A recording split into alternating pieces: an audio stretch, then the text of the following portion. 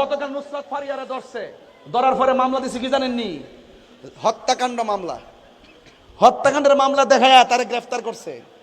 আজকে শুনলাম নাকি সাইর দিছে, বুঝছেননি?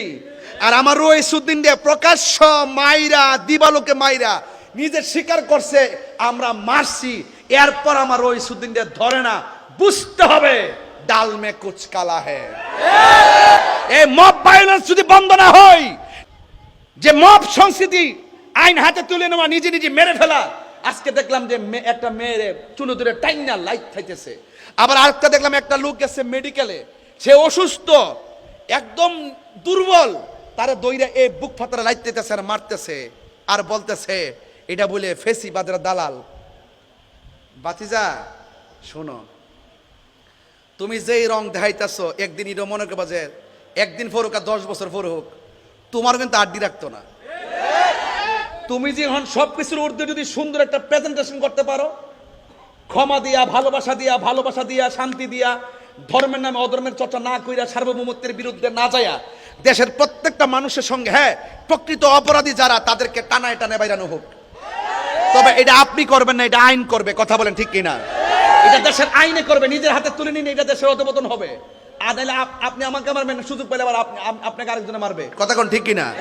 আপনি এখন একজনের গড় পুরাই দিবেন, সুযোগ পেলে সেও আপনার গড় পুরাই দিব। আমার কথা হলো আইন যে অপরাধ করছে, দুর্নীতি করছে, যে টাকা পাচার করছে, যে অপরাধের সাথে সম্পৃক্ত, প্রত্যেককে প্রমাণ সাপেক্ষে শাস্তি দেওয়া হোক। কথা বলেন ঠিক কিনা? কিন্তু আপনি ঢালাও ভাবে যদি একটা নিরীহ লোকের যদি কোন যে হ্যাঁ হ্যাঁ মুখের দালাল, মুখের দালাল, এগুলা ভালো সংস্কৃতি নয়। কথা বলেন ঠিক কিনা?